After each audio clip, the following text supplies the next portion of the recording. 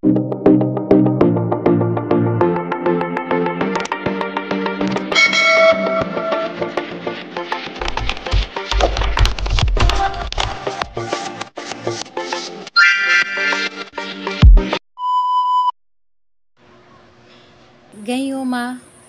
para bumalik ang taong nang iwan sa inyo. Gayuma sa taong bigla na lamang ito nang iwan at kahit pa kayo ay nagkahiwalay na, pwede mo itong pabalikin gamit lamang ang gayumang ito. Hello mga guys, kumusta kayo? Panibagong araw, panibagong video na naman tayo. And sa araw na ito ay isa na namang video ang aking ituturo sa inyo na simpleng gabay o simpleng pamamaraan na makakatulong sa atin. At bago ang lahat, gusto ko lang mag-disclaimer sa mga taong hindi naniniwala at hindi gusto ang mga kagaya nitong video. Please skip this video and maghanap kayo ng videos na gustong gusto nyo, dahil ang video na ito ay para lamang ito sa mga taong naniniwala and gusto mag-try. Sa lahat po ng mga nagko-comment dito sa aking video dito sa loob ng aking channel, mag-ingat sa lahat ng mga nagre-reply sa inyo na dinadala kayo sa kanilang WhatsApp and Imo app upang makaiwas po tayo sa scam. Ngayon po ituturo ko sa inyo paano pabalikin ang taong nang iwan sa inyo. Kung naramdaman po ninyo na sobrang mahal na mahal pa ninyo ang taong nang iwan sa inyo, or ang taong partner ninyo na nagkahiwalay kayo at gusto ninyo na pabalikin ito, gawin ninyo ito. Ito ay gagana lamang sa taong gusto niyang pabalikin ang kanyang partner. Pero kung wala ka ng gusto sa inyong partner at ayaw mo na sa kanya, huwag mo na itong gawin. Huwag mo na itong gawin para lamang pagtripan siya. Kailangan na gawin mo lamang ito dahil gusto mo na magkabalikan kayo or gusto mo na magsama kayong muli. So, ang kailangan lamang natin dito na ihanda is kailangan mo lamang dito ng bote or garapon. Pwede po.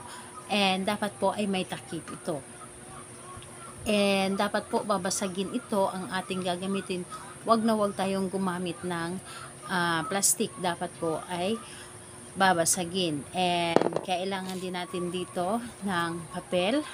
Maliit lamang na papel. Kailangan din natin dito ng kandila. Pwedeng pula, pink, or puti. Pero mas maganda, pula or pink.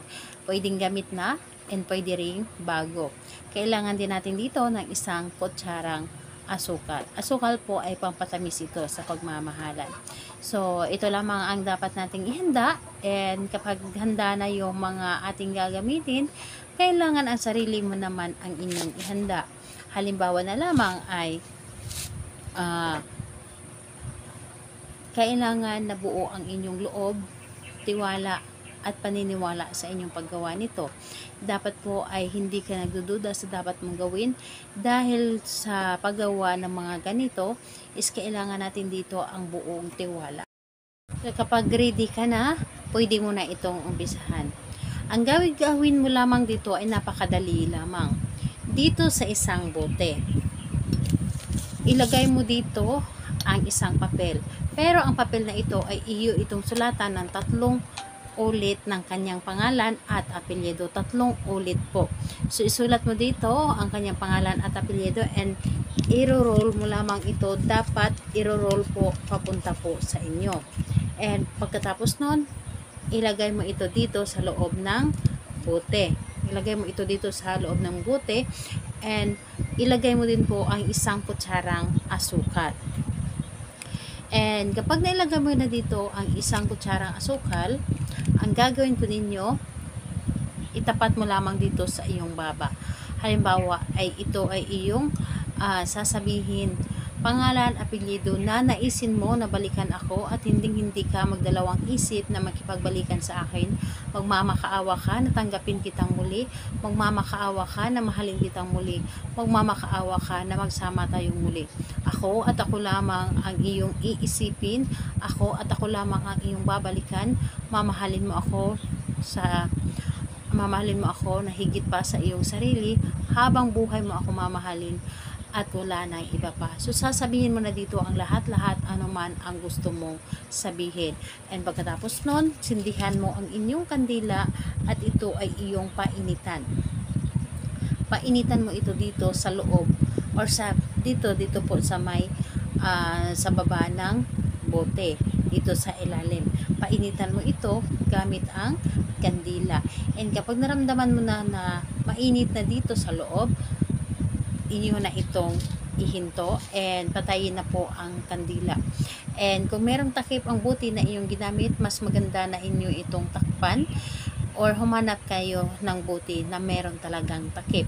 And ang gagawin mo dito sa buti na ito, inyo itong ibaon. Mas maganda na ibaon ninyo ito gilid ng inyong bahay, sa gilid ng inyong bahay or sa may pintuan banda ng inyong bahay.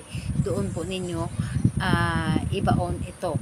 And dapat po kapag ibaon ninyo ito, wala po makakakita. Ikaw lamang ang nakakaalam. Mas maganda na gabi mo ito ibaon. And sa pagbaon ninyo ito, sasabihin ninyo na hindi ka na makakaalis dito sa ating bahay. Ako at ako lamang iyong babalikan at anumang oras ikaw ay babalik sa akin. So, gawin lamang ito sa araw ng Tuesday and Friday. Paggawa mo ito ngayong araw, kinagabihan inyo itong ibaon. Tuesday and Friday lamang ang paggawa nito. Kahit anong oras naman pwede mo itong gawin, and kahit anong oras pwede mo siyang ibaon. So, ayun po, salamat po sa inyo. Bye bye everyone. God bless us all.